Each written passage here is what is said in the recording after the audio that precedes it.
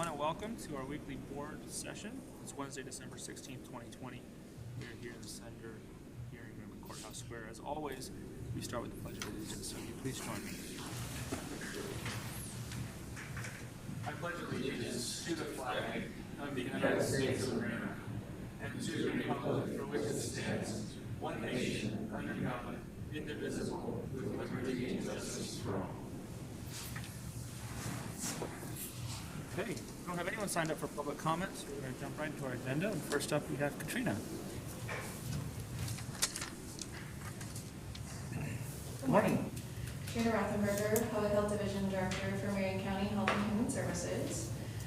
As of today, December 16th, we have 11,890 cases of coronavirus since the beginning of the pandemic. 188 people have died. We're currently monitoring 52 people in the hospital. This number might look a little bit different from what you're hearing from our local hospitals because we're just looking after the Marion County residents. So that might be the reason for any discrepancies you might see in other reports directly from hospitals. In our Region 2, which is Marion, Polk, Yamhill, Lynn, Benton, and Lincoln, there are 127 ICU beds, and 84 of those are occupied and 43 are available. There are 787 adult non-ICU beds and 618 of those are occupied and 169 are available. Oregon has received the first shipment of the COVID-19 vaccine, and by the end of the week we should have a little over 35,000 doses of the Pfizer vaccine, which has been approved for emergency use authorization by the FDA. And we're expecting the Moderna vaccine to get approval any days now for the emergency use authorization.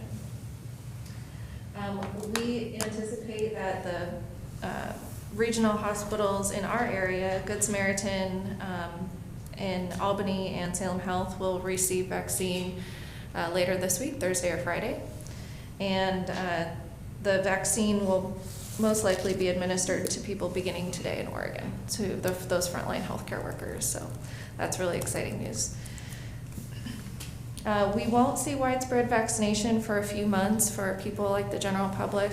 We do anticipate that there will be a large number of doses available soon, especially after the Moderna vaccine is approved, and others also seek that emergency use authorization. Our positive cases are increasing and hospitalizations are going up in Marion County and as well as Oregon. We've also seen an increase in the COVID-19 related deaths. While the vaccine is being rolled out, it's still important to use those face coverings, practicing social distancing, washing hands, and staying home if you're sick. Vaccination during a pandemic will be an interesting challenge to maintain those strict safety protocols. The vaccine itself is pretty cool. It uses the new technology, the mRNA, which has been studied for about 10 years or so. And it's not necessarily used in any current vaccines on the market in the United States, but researchers are looking into that technology for vaccines for other diseases as well. This vaccine does not interact with your DNA. It doesn't enter the nucleus of the cell, and it just gives instructions to your cell to create a harmless spike protein that triggers an immune response and creates those antibodies. So as we get information about how it's rolling out here in Oregon, we'll be sure to share that information.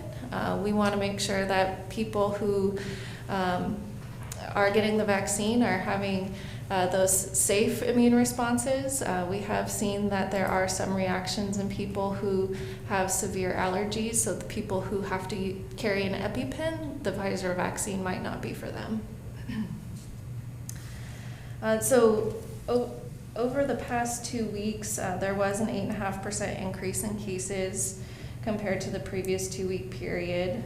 And our weekly positivity rate was 12.8% last week. And that percent positivity for the positive test coming back is higher in Marion County than the rest of Oregon.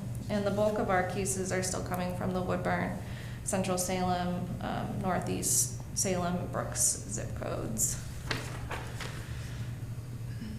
Last, I just wanted to share that the Oregon Health Authority has aligned with the CDC on their quarantine guidelines for close contacts. So previously we were asking close contacts to quarantine for 14 days. That's because of the incubation period of COVID is anywhere between 2 and 14 days. And it may take up to 14 days to begin showing signs and symptoms. However, we're seeing that between day 10 and 14, it's a little bit more rare for someone to develop symptoms, and so changing the quarantine guidelines to 10 days and changing the, you can also test out of quarantine if you get a negative test within 48 hours of day 7. So we're hoping that that's going to be a lot more manageable for folks, the 10 or 7 day quarantine period. We still want people to monitor themselves for that full 14 days, so if they do develop symptoms, that they can go seek testing if needed.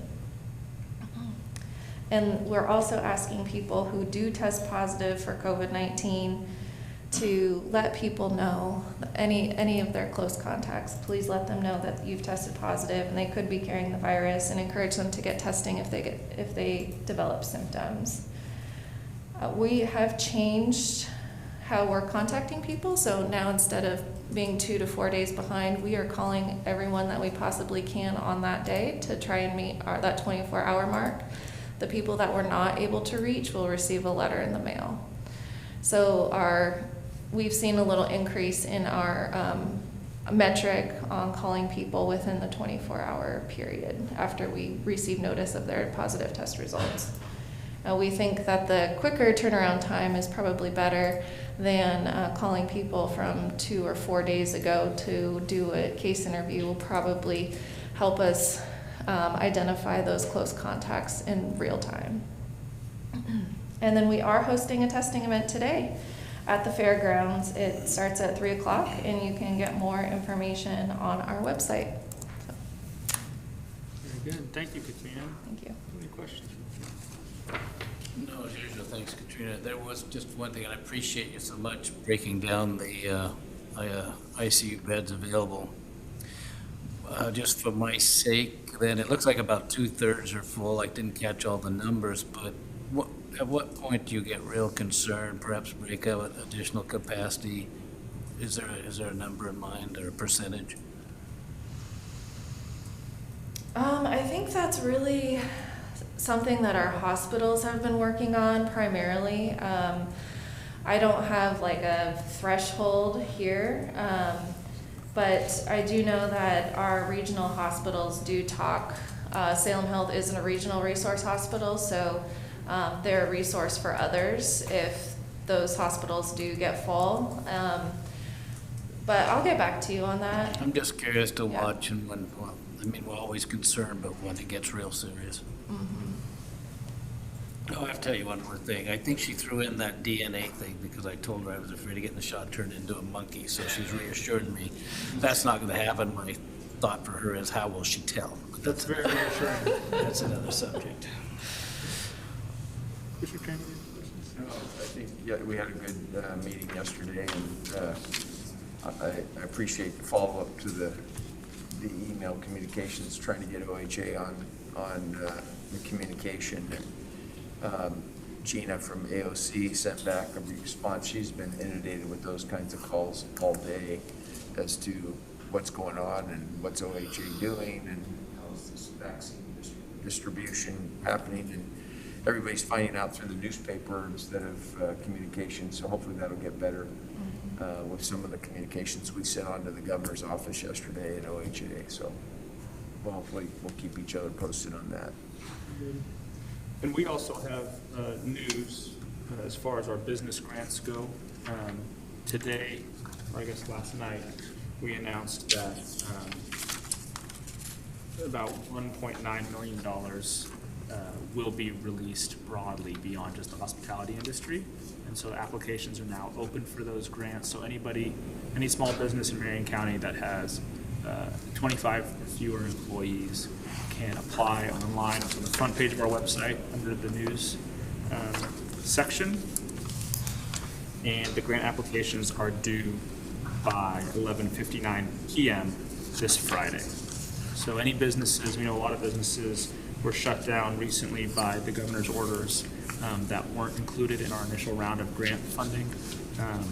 So businesses like gyms, theaters, dance studios, they've been hit really hard, and so this funding will be open to them now as well.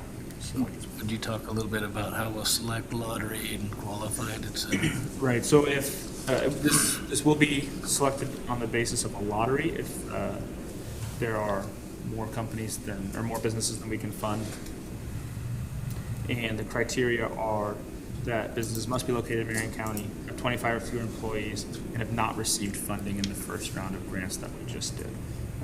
And as Commissioner Brentano said, it will be done on the basis of a lottery. So you have until Friday. If you're not the first person to get your application in, that won't exclude you from being funded. Because of the need out there, we felt the fairest way to do this was to do it by lottery. So take your time, do the application correctly. You don't have to hurry to get it in, but it is urgent, the fact that by Friday, which is 2 days, right? Thursday, Friday, you got Wednesday today, Thursday, Friday, so make sure you get it in accurately, because if it's not accurate, that's where you potentially lose out, so. That's a really good point. Yeah. We won't have the time to fix these applications. The money has to be out the door by the end of the year. And so if your information is not done correctly, we won't be able to include you in the lottery. So as Commissioner Cameron says, it's really important that you take your time and make sure that all your information is entered correctly into the application. Okay. Thank you, Katrina. Thank you. Thank you, Ryan. Commissioner Brentano. Yep. Chair Wells, I'd like to make a motion to approve our consent calendar this morning. On it or in it. Under Community Services, approve an order reappointing Pam Zielinski and Brandy Crandall as board members, and Amy Goulter Allen is a key volunteer to the Marion County Fair Board with terms ending December 31st, 2023. Finance, approve a quitclaim deed that transfers property tax ID number R97996 from Marion County back to the grantee. Legal counsel, approve a regulatory agreement between Marion County and Caritas Acquisition 7 LLC, a nonprofit entity based on the acquisition of mobile home parks within the county through federal income tax exempt financing. And the final, Public Works received notice of a hearings officer's decision approving conditional use CU case 20035 Lakeside Investment Group LLC. I'll second the motion.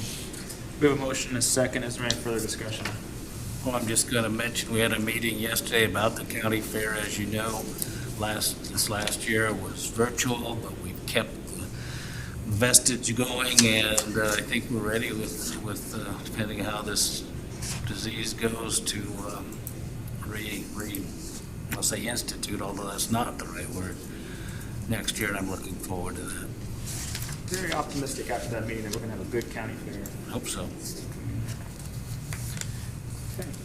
Seeing no further discussion, all those in favor signify by saying aye. Aye. Aye. Motion passes. Okay. We're moving into our action agenda, and first up we have Kevin Burton and Carrie Stoner, and we'll consider approval amendment number 1, the contract for services with Stanley Convergent Security Solutions.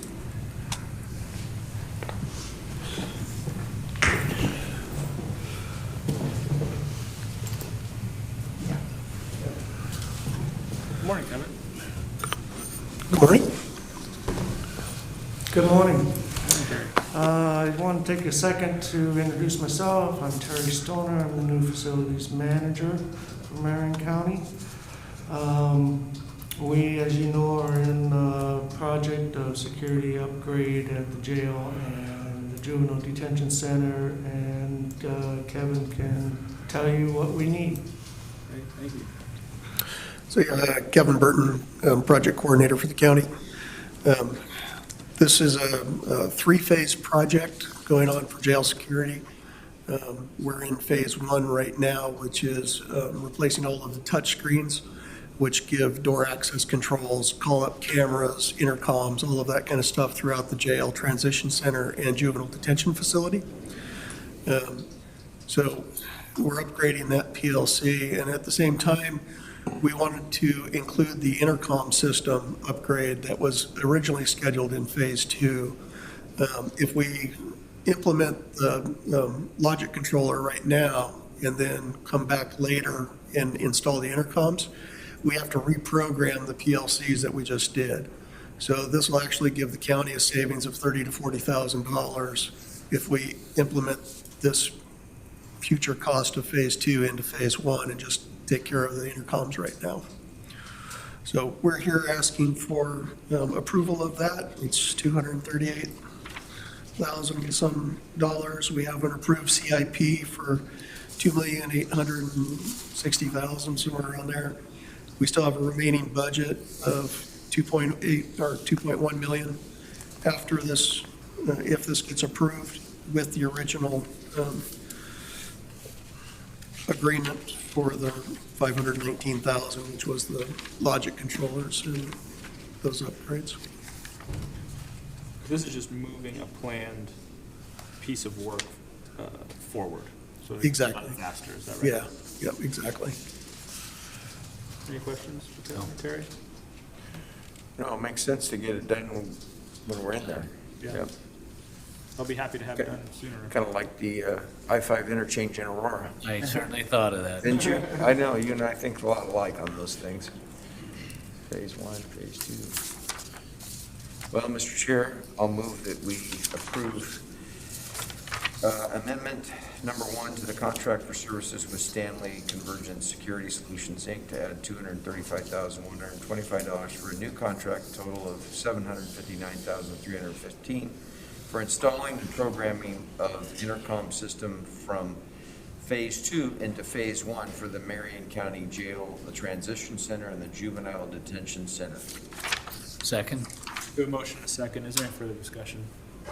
Seeing none, all those in favor signify by saying aye. Aye. Aye. Aye.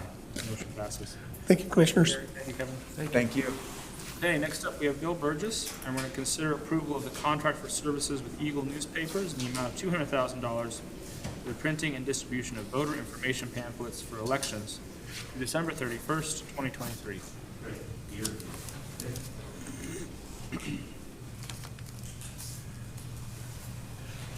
Good morning, Commissioners. You have before you the extension of the contract. Oh, Bill Burgess, Marion County Clerk. You have before you the extension of the contract with Eagle Web and Eagle Press. It says here Eagle Newspapers for publishing the voters pamphlet, a multi-year contract extension for 3 years in the order of $200,000. And we've depended upon this particular vendor. They've done such a great job for us over the years and being flexible with us and all, and we'd like to extend this contract. Okay. Any questions for the clerk? So yeah, thank you, Mr. Chair. Bill, welcome. Good to Thank see you you. today. So I just have a question. This is probably more general. This contract, what we're paying this now versus potentially a year ago or 2 years ago with the increase in the number of voters. And is there any revenue sources coming from the state to help us pay for that? Oh, gosh, that's a good question. The state was paying us for, I think it was about 30 cents a voter or something like that, or maybe it was even just 10 cents a voter for on voter registration, but I'm not sure that they're going to continue doing that. That was when we first started automatic voter registration, and we went from about 150,000 voters to right now about 215,000 voters. But I haven't heard about them continuing that particular thing. There's always requests for the state and for the cities sometimes to pay more for their elections costs, but for the most part, it's borne by the county right now. Okay. I'd like to follow up on that. Thank you. So I'm looking at the exhibit here. It looks like the quantity is 130,000. This is the last page of my packet. We have 215,000 voters. How do you determine how many voter guides get sent out? We send a voter guide out to every household, and there's about 130,000 households that we send them to. And we know that not everybody's registered there, but it's so much less expensive. We get such a better rate to send it to each household rather than to address it and send it to either each voter or even each voting family. And also, it allows that household that's not registered, it alerts them that the election is coming. And we have a voter's registration form in there. Actually, we have 2 in there. And that gives them a chance to register to vote. It also, for other people that needed to update because they had maybe had a name change or an address change or something like that, it gives them a chance to also. And after we put that voter's pamphlet out, we see a lot of people that have filled out the form and are sending them back in to us to update. What about Mr. Cameron's point about new people moving in to the county? So if you're doing a multi-year contract, how do you know how much it's going to cost next year or the year after if more people move into the county? We don't. I mean, it would, we know we can, this 130,000 has been a fairly good number. We actually ask them each time what the number is because that number varies. And it's between them and the post office to know exactly what that number is. So it could be that we would have to pay somewhat more if we're sending more out proportionally. Okay. Anything else? Chair Willis, I'd like to make a motion that we approve the contract for services with Eagle Newspapers in the amount of $200,000 for printing and distribution of voter information pamphlets for elections through December 31st, 2023. I'll second the motion. We have a motion and a second. Is there any further discussion? Seeing none, all those in favor signify by saying aye. Aye. Aye. Aye. Motion passes. Okay, Bill, you're still up. I'm going to consider approval of a contract for services with Lynx Group Incorporated, the amount of $500,000 for ballot printing services. Yes, Commissioners, this is our ballot printer. They're a local printer in town here. They're certified through our elections management vendor, for the Hart Verity product to actually print these ballots. They've done an excellent job over the past few years now. We used to have them printed by another outfit down in Corvallis, but these folks in town here have been doing a great job for us, high quality printing, which is needed for ballots. It's sometimes a different level of printing than some printers can do. And they've been very dependable, and they've kept their prices whole just as they were before. So that's nice for us, you know. No increases in cost for the printing on this contract. Okay. Great. Any questions? Yeah, thank you, Mr. Chair. And Bill, thank you again for being here this morning. How many different versions of ballots do they print?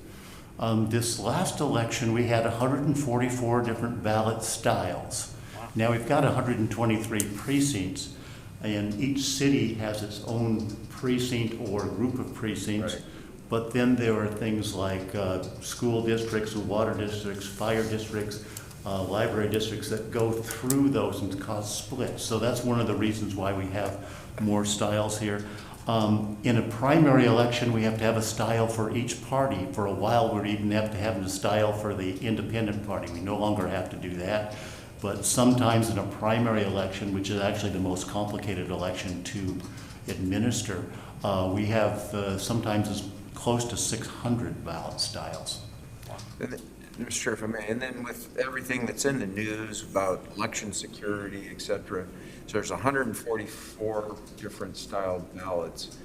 I envision that there's like one of those 144 may only have 10 or 15 people in that district, right, or in that precinct because of the way it's shaped out. So Yes. there may be a ballot that's very small numbers that have been printed, right? Mm-hmm.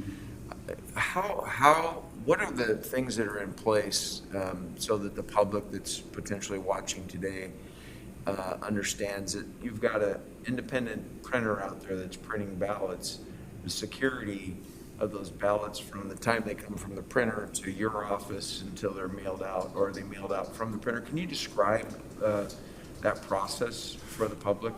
Yes, we have a special security agreement with them that we have with the, that we need to have approved by the Secretary of State. And that includes, they have to have very limited access to their facility. If anybody comes to visit their facility while they're printing ballots, they have to inform us and allow us to go and meet with those people there that may be watching. And there are a host of chain of custody types of things that have to happen with the movement of the ballots. Actually, even with the movements of the data to draw up the ballots. It takes us a few days sometimes because we have to develop PDF files, the front and back of each of those ballots, of each of those ballot styles. It takes a while to generate that. We take, actually, even though we could send it electronically, we take a hard drive over there to them because they're close and we can do that. Even when we are down in Corvallis, when you have an outfit in Corvallis, we would just take it over there because there's less chance of both security or anything happening to any one little bit in that file on the way down. Then they take them in lock secure trucks to our inserting facility up in Portland, and then they bring some to us, and then we bring whatever's left because we are also at that inserting facility over the 3 days that we're doing the inserting, and then we bring any of those ballots that are left over back. So there, if the public wanted to know this, and I hope you'll let me go on with this. So there's 144 different versions. There's 200,000 voters plus, right? So you actually can account for every ballot that was printed, every ballot that was mailed out, every ballot that you still have left from that printer. Is there some form that you account for that, and you have people that actually do that so that every ballot is accounted for, whether it's sent out or left here? In general, yes. What we don't know is which ballot style, well, we know which ballot style went to each voter, but we don't know which ballot went to any one voter because there's a unique number on each ballot to keep us from scanning a ballot twice. But there, we do have a good chain of custody, and then we know how many ballots should be left over at the end from what has been printed. And then at what date in the calendar will you have that total accountability if somebody wanted to audit that, where all the ballots are, where all the ballots went? When does that happen?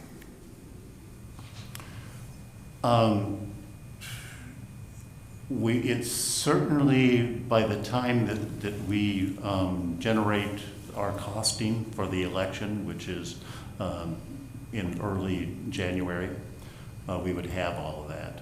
Okay. I mean, we could give you a list of every voter that we sent a ballot to. Now, some voters get 2 or 3 ballots, which is all right because we're only going to count one.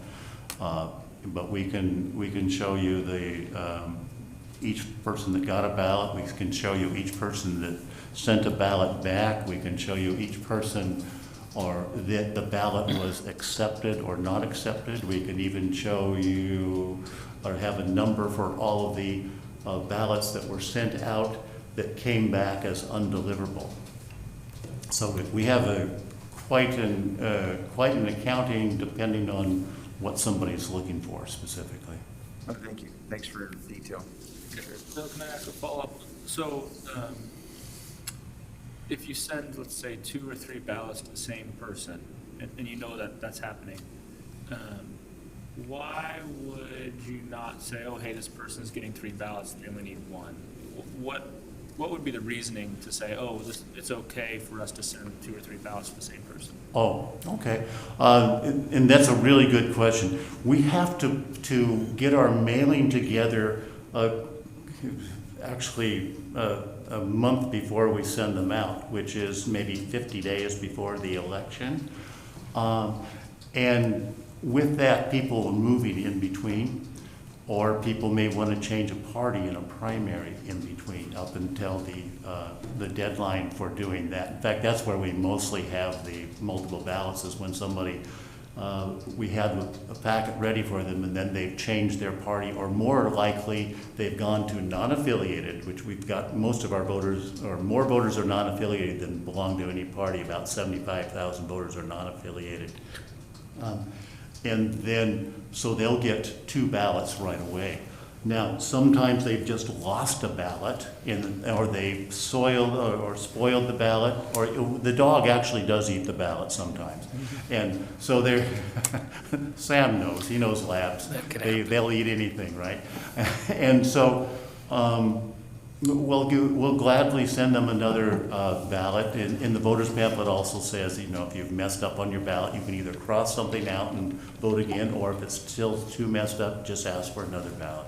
We'll do that. And the key to that is that envelope that we send with them, the return envelope, because each time that return envelope has got a different ballot issue number on it. It's not actually tied to the ballot again, but it's an issue number that person's got. The only envelope that's going to work is when it comes back in that particular envelope. The other envelopes will be kicked out automatically. When we scan them, we can see that those are no longer live. We'll set them aside, and then we'll investigate later on if there seems to be foul play. But more than likely, most likely, it's people just either misunderstanding or no harm, no foul for some other reason.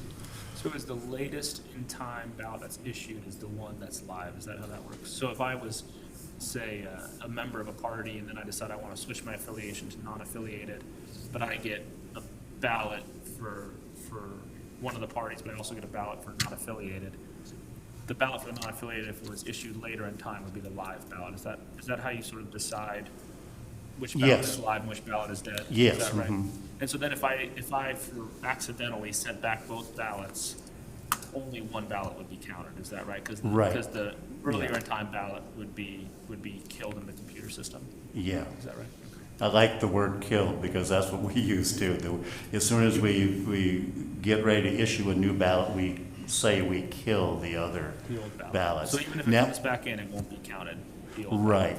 Now, if indeed you send an older ballot, but you don't send the new ballot, then we're in a situation where we're going to have to look and see at the end, because we held those, we're going to look and see if there's something we can count on the old ballot, deactivate the new ballot so that we can count the old ballot, but you may no longer be eligible to vote for all of those things on that ballot, which means we might have to go with a duplication board and mark the ones that you can, one person reading the ballot, the other person marking the ballot. Then that'll go to a verification board to verify that they did it right.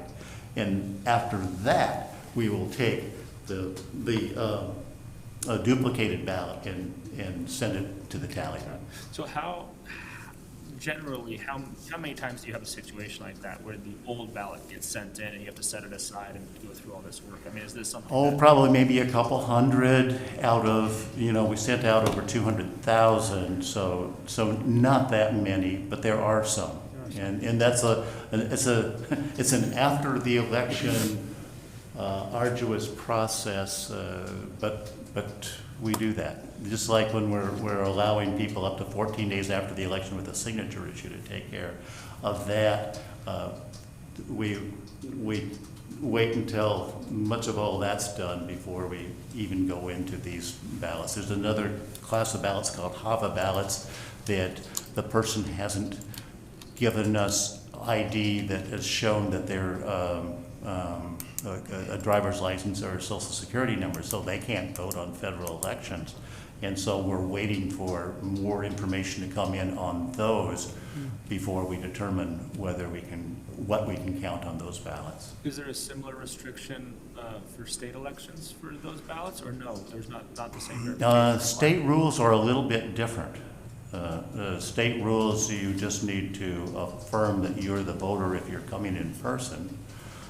If you are, or if you send your voter registration card. And voter registration card still has to have that you're a citizen, that you're old enough, as date of birth and address. But you can be registered without the other information on theoretically for the state. We always follow up with all of those though, and generally get it resolved. I think right now we only have, of the 215,000 voters, I think we have 59 that are in the category where we're still waiting for more information so that they can vote on federal elections in the future. And all of these sort of, where you have to do intensive work on the ballots afterwards, they all have to be done before you can certify the election, is that right? Yes, yes. Though the investigation part and all that can come after, but yeah, all that has to be done before we certify the 20 days. That's why it may look calm on the outside. We're no longer using this room here, but it's crazy upstairs trying to make sure that we get everything done properly. And we also do internal audits, like if there's a close race, we will internally count that one, like the Staten race for the measure. And there's a Donald race for mayor that was within 4 votes. We'll take it upon ourselves to go and do hand counts to make sure that we're really, right on the button for any of those close races. We did, actually, just yesterday, we had was hopefully our last recount that we performed yesterday. One last question. So, Bill, was this contract done through a request for proposal? No, this is not done through a request for proposal because for elections, we are exempt from using requests for proposals for this type of printing because there's a limited number of folks that can do this. And so this is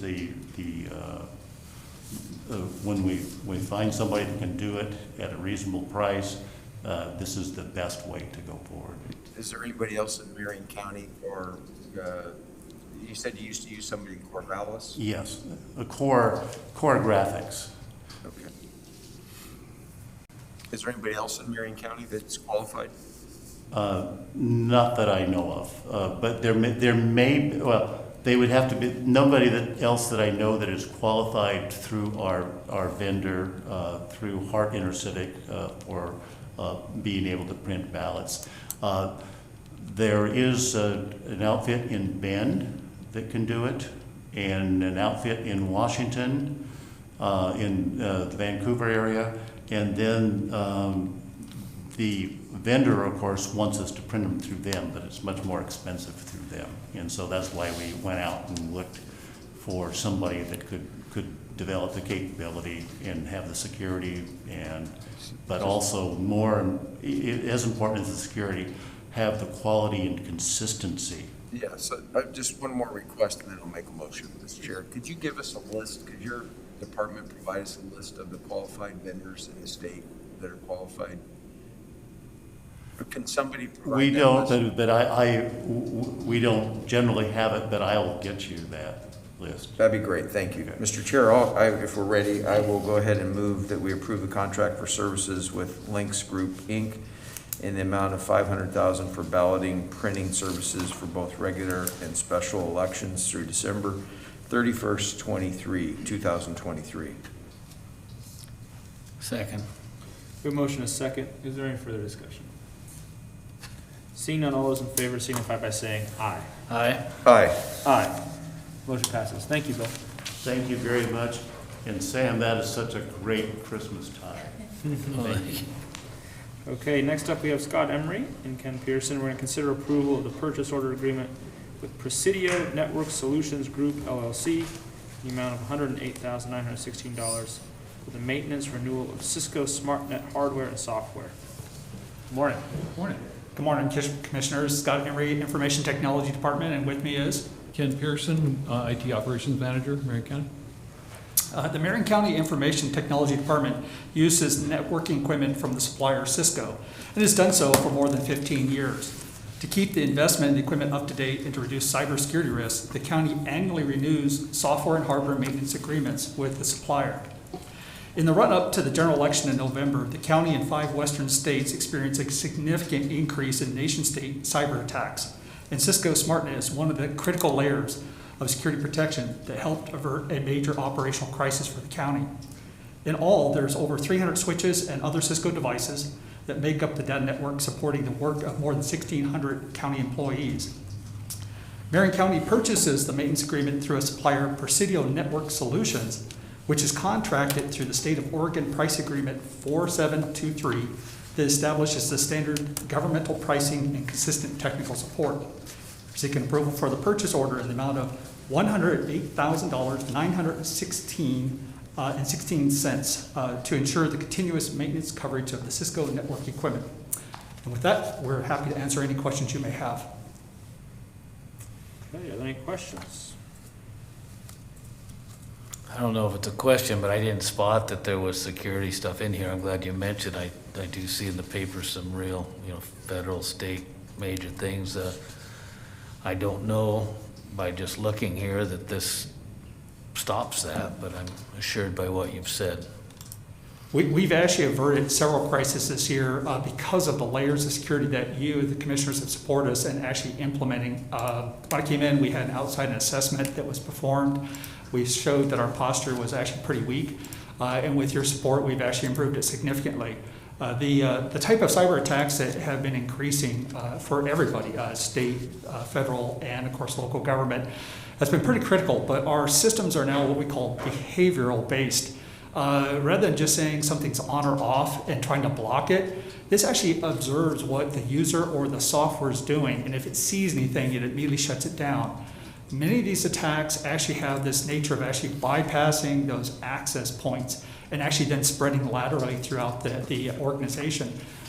We've been successful to date. We've only bricked 2 computers. These are the endpoint desktop computers that were easily rectified. But overall, again, even despite the increase in the attacks, we've actually been able to suppress them. Very good. I'm thinking there's been 2. I can only think of 1, but Tillamook certainly comes to mind. Was there any lessons to be learned out of that have this addresses or other things we're doing?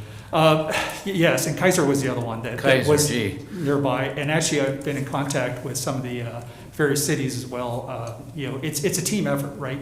We actually report up through the Oregon Fusion Center, Department of Justice, and even in this case earlier on with the Federal Bureau of Investigation to kind of share this information when these attacks are occurring.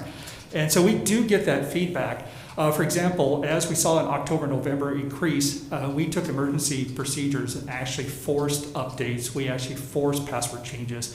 We put a lot of additional monitoring and actually eyes on anything to do with the election stream. And we also work with the state to put in dedicated federal equipment on the state ends to make sure they're monitoring our connection, because that's our primary connection back to the state, specific to voting. So we took a lot of different extra steps during this year. A tax at home, as you may have read in the paper as well, is happening. So those people working remote is another hole, if you will, into our infrastructure. And we've done a lot of hardening in that area as well.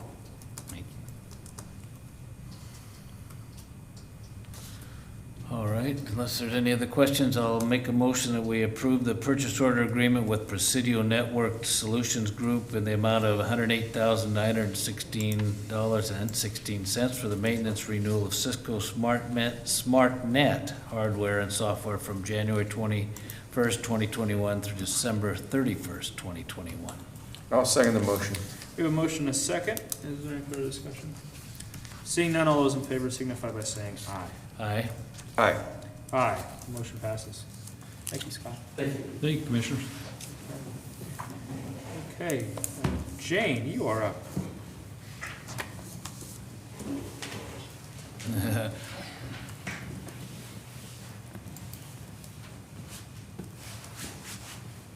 Thank you, Commissioners.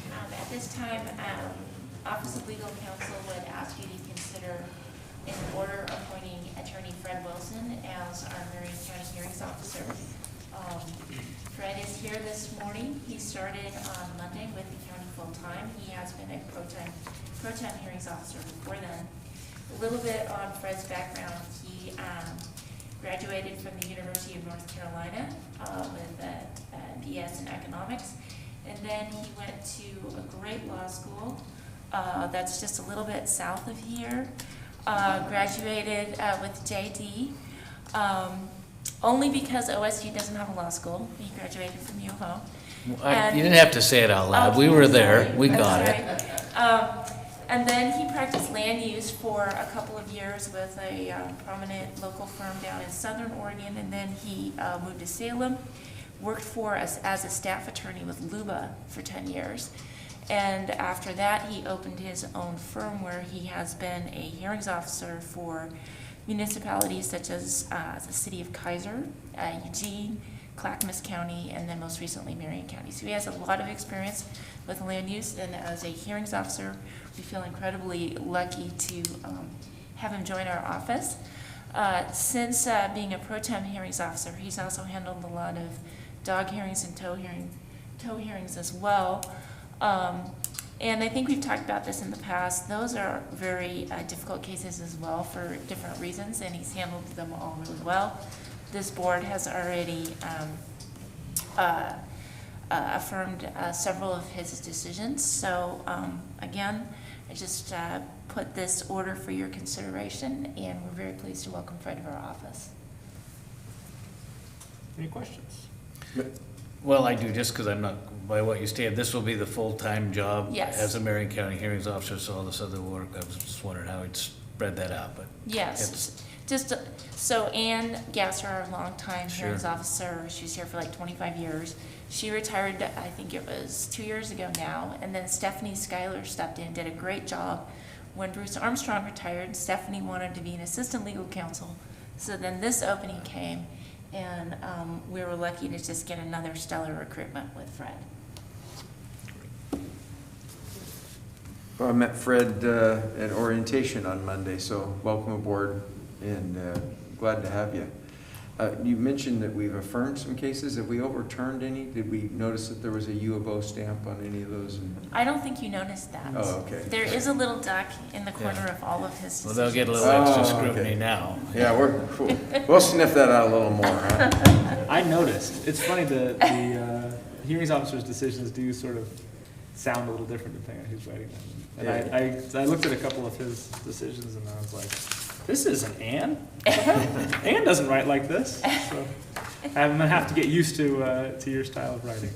Well, We're happy to have you. blessed to have your experience and have you on board. Thanks, it's great to be here.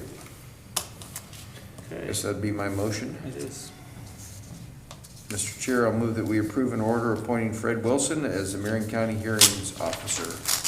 Second. We have a motion and a second. Is there any further discussion? Seeing none, all those in favor signify by saying aye. Aye? Aye. Aye. Motion passes. And now I will read the calendar, because I played hooky last week. Today is Wednesday, December 16th. And Thanks, Bill. at 10:30, we're going to have a work session regarding public health boards, meetings, and coalitions in the Commissioner's Boardroom. It's the 5th floor of this building, 555 Court Street Northeast in Salem. Again, today at 4 in the afternoon, we will have a FEMA briefing for local officials, and it's a virtual meeting. Tomorrow, Thursday, December 17th, at 8:30 in the morning, we'll have a fire update in the Commissioner's Boardroom. That's the 5th floor of this building, 555 Court Street Northeast in Salem. On Monday, December 21st, at 8:30 in the morning, we have calendar review located in the Commissioner's Boardroom on the 5th floor of this building. On Monday, December 21st, at 9 in the morning, we have management update located in the Commissioner's Boardroom on the 5th floor of this building. On Tuesday, December 22nd, at 8:30 in the morning, we have a Community Corrections Board meeting located in the Commissioner's Boardroom on the 5th floor of this building. On Tuesday, December 22nd, at 2 in the afternoon, we have a Health and Human Services Policy Group meeting located in the Commissioner's Boardroom on the 5th floor of this building. And then Wednesday, December 23rd, at 9 in the morning, we have board session located in this room, the Senate hearing room. It's the 1st floor of 555 Court Street Northeast here in Salem. And then on Wednesday, December 23rd, at 4 in the afternoon, we have a FEMA briefing for local officials, and that is a virtual meeting. All right. Is there anything else that we want to discuss before we conclude this meeting? What are we discussing today? Tell us about your trip. It was really something. I went back to Washington DC to provide kind of a local perspective on the rollout of the vaccine nationwide. It was all afternoon meeting, I guess. So it was the president opened the meeting, and then we had the developer of sort of the vaccine strategy. So I guess the way it worked was the administration, literally brought in all the heads of the various vaccine developers in the country and said, who's the best vaccine scientist in the world? And it was this guy based out of Germany. And so they called him up and said, we're going to pay you whatever it takes to develop this vaccine. This was in the spring, I guess. And he said, if we just pick one, it might not work. This is like a science, and you can't determine outcomes when you're developing new technologies. And so what we should do is we should give contracts to various vaccine developers, so we're sort of diversified. So if one company's that vaccine development doesn't work, maybe somebody else's will. So they ended up doing 8 different contracts with 8 different major vaccine manufacturers who all did different, did their own way of developing the vaccine. Their own internal scientists said this is the best way that we should develop this COVID vaccine.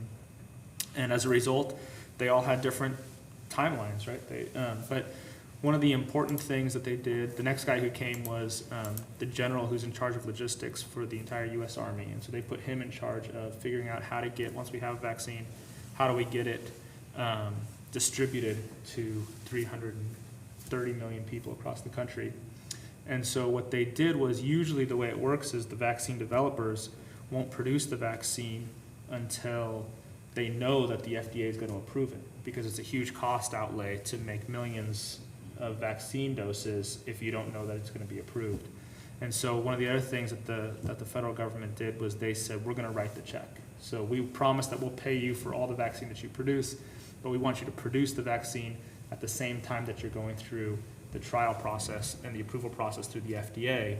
So that way, if your vaccine is approved, there's not a delay. Because a lot of these vaccines, they'll do each trial sequentially. There's a number of hoops they have to jump through, and they'll only pay for the next step in the process, because if it fails, they don't want to be out a whole bunch of money. And so what the federal government did is they said to these 8 different vaccine producers, we're going to pay for the production of the vaccine. And they said, this is how many doses we want you to produce. And so for Pfizer and Moderna, for instance, those are the first 2 that got approved. I think they said, we want 100 million vaccine doses between the 2 of you. And I forget how many they allocated, but they actually made that purchase in February or March, whenever we first got hit by this. So that way, if they got their vaccine approved, and I think the Pfizer one just got approved last week, they would already have the doses on hand for distribution. And I think in hindsight, that was a really good move. Oh, yeah. Because otherwise, we would have approval. We'd be but waiting we would- another year. We'd be waiting another year for, yeah, exactly. So that was sort of unique. The federal government had never done that before. But as a result, we're gonna have 20 million vaccines distributed here in December. I think 30 million in January and 50 million in February is what they said was the rollout. And then the other folks who presented was the CEO of UPS and the CEO of FedEx, because they hired those companies to actually distribute the I vaccine. was just gonna ask that, because somebody had to think, you said this general that's doing the distribution, they had to get a system to, keep it that cold, to transport and stuff, so that had to go on at the same time. That's If you'd have right. waited for that, we'd still be looking for, those machines have to be created. I think apparently, I didn't know this, some hospitals apparently have that capacity, they talk about taking them there. But, so somebody's working behind the scenes, saying we need this, and here, and That's ready right. then. So Yeah, that that's was right. great. Yeah, that was part of the contract too, that they said, is we want you to develop a distribution system for these vaccines that have to be kept at negative 80 degrees Celsius. So how in the world do you do that? And UPS and FedEx, again, they came up with these special boxes, at least for the Pfizer vaccine, that has dry ice that sandwiches the actual container with the vials of the vaccine in it.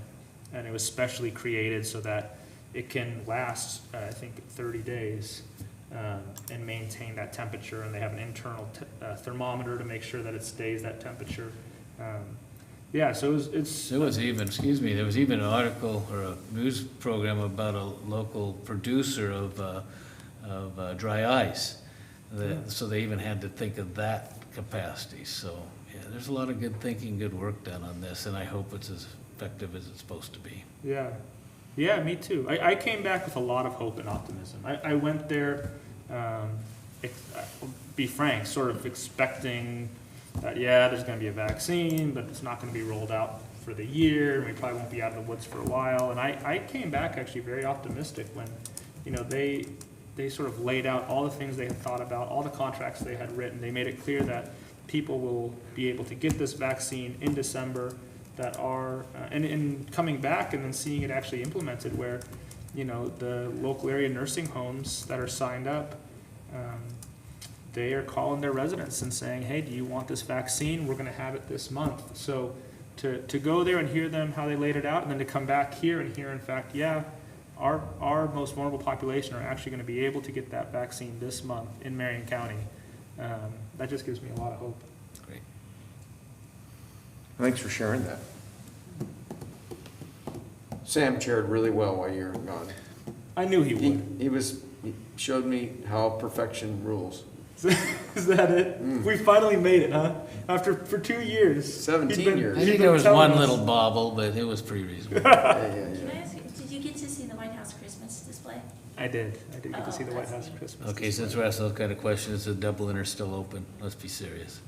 I don't know. I What? didn't stop by the Dubliner. I know it's I've heard stories of the Shamrock in the Guinness. Yeah, That's art. Yeah, it was a pretty busy time. I right. didn't make it. Yeah, sorry, Sam. Anyway. Quick all right. trip. Yeah, that's it. With that, we're adjourned.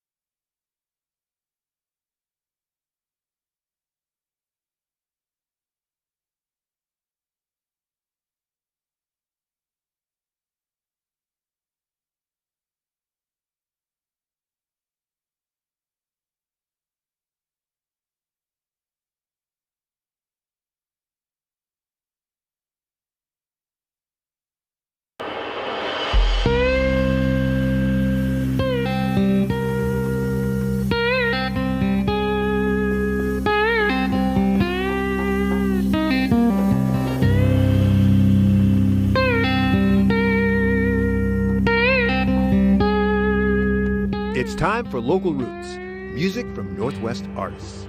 Let's welcome today's guest, Chasing Ebenezer.